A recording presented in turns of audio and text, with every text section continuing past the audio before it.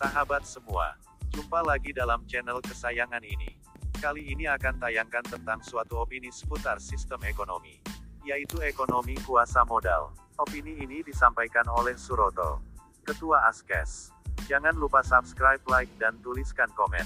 Ekonomi kuasa modal, oleh Suroto, Ketua Asosiasi Kader Sosioekonomi Strategis, Akses. Ekonomi dunia saat ini ditentukan oleh kuasa modal. Siapa yang punya modal finansial lebih besar, dia yang menentukan keputusan ekonomi individu keseharian. Praktek konkretnya, perusahaan yang bekerja dalam sistem perseroan.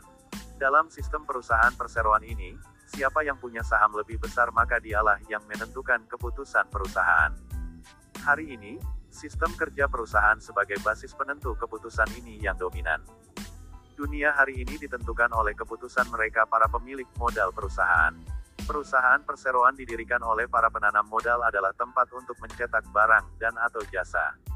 Para pemilik perusahaan bekerja untuk mengejar keuntungan dengan memperkerjakan para buruh yang hanya punya kepandaian dan tenaga.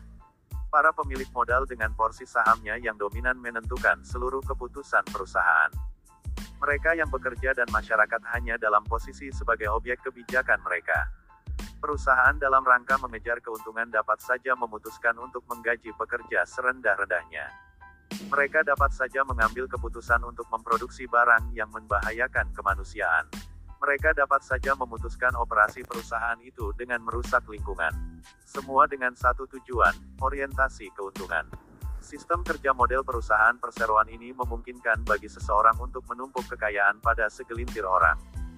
Kekuatan modal yang terus menumpuk dalam sistem kepemilikan orang seorang ini pada akhirnya jadi penentu kebijakan bukan hanya bagi perusahaan mereka, tapi juga kebijakan bagi semua orang. Mereka yang semakin kaya dan menguasai seluruh sektor ekonomi apa saja maka disebutlah sebagai konglomerat. Di Indonesia ini tidak perlu saya sebutkan lagi siapa mereka, semua orang bisa menghafalkannya. Mereka saat ini bukan saja menjadi kaya raya dengan harta yang tak habis dimakan 7 turunan. Di Indonesia, 4 keluarga saja kekayaannya sama dengan 100 juta warga negara Swiss, 2016. Pengaruh mereka hari ini bukan hanya di perusahaan mereka. Bukan hanya pengaruhi nasib bagi ribuan atau puluhan ribu orang di perusahaan mereka.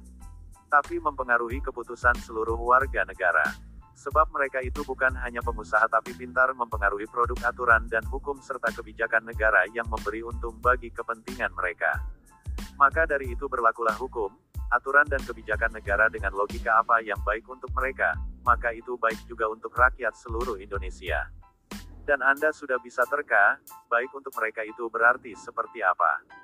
Kembalikan ekonomi ke tangan kuasa warga negara. Apa yang ada saat ini tidak bisa kita sesali lagi. Sebab begitulah dunia itu bekerja. Dunia memang tidak belini, tidak suci.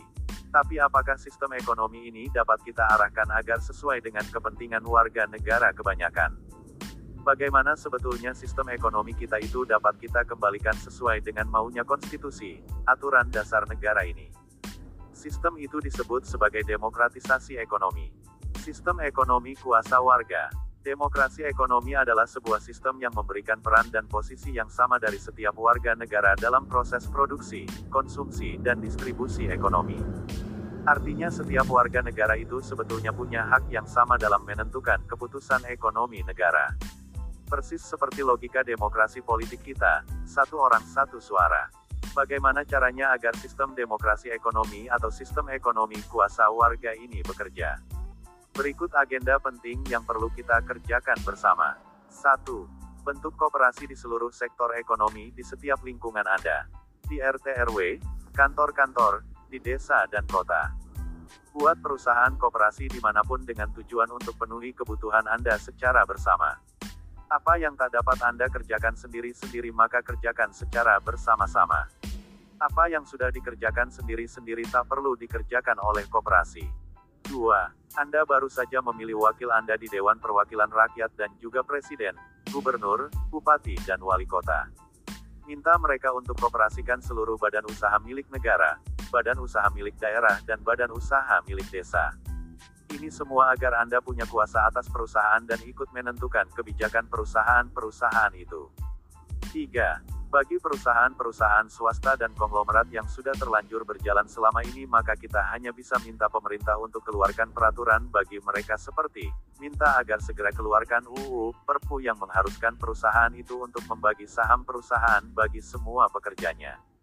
Minimal 20% saja, selain pembatasan atas rasio gaji tertinggi dan terendah maksimal 20 kali lipat. Sebab hari ini ada gaji karyawan perusahaan yang selisihnya antara jabatan karyawan tertinggi dan terendah itu sampai ratusan kali bahkan ribuan kali. Di Amerika Serikat yang kita tuduh sebagai pelaksana sistem kapitalis saja, di sana ada UU Kepemilikan Pekerja, Employee Share Ownership Program (ESOP), yang ditanda tangan setengah abad silam. Demikianlah demokrasi ekonomi itu harusnya bekerja. Hukumnya jelas, apa yang tak kamu miliki itu tak akan mungkin akan dapat kamu kendalikan. Satu hal lagi, pendiri republik ini, Bung Hatta, tegas sekali memberikan penjelasan, bahwa sistem demokrasi itu akan berjalan apabila juga bekerja dalam keseharian. Apabila demokrasi politik saja yang bekerja tapi tanpa demokrasi ekonomi, maka hidup sehari-harimu akan dikendalikan oleh autokrasi. 1951. Ini artinya hidup sehari-harimu dan seluruh aturan hidupmu sebagai warga negara ditentukan oleh konglomerat kaya raya itu. Purwokerto, tanggal 10 Juni tahun 2019. Suroto. Terima kasih. Jangan lupa subscribe, like, dan tuliskan komen.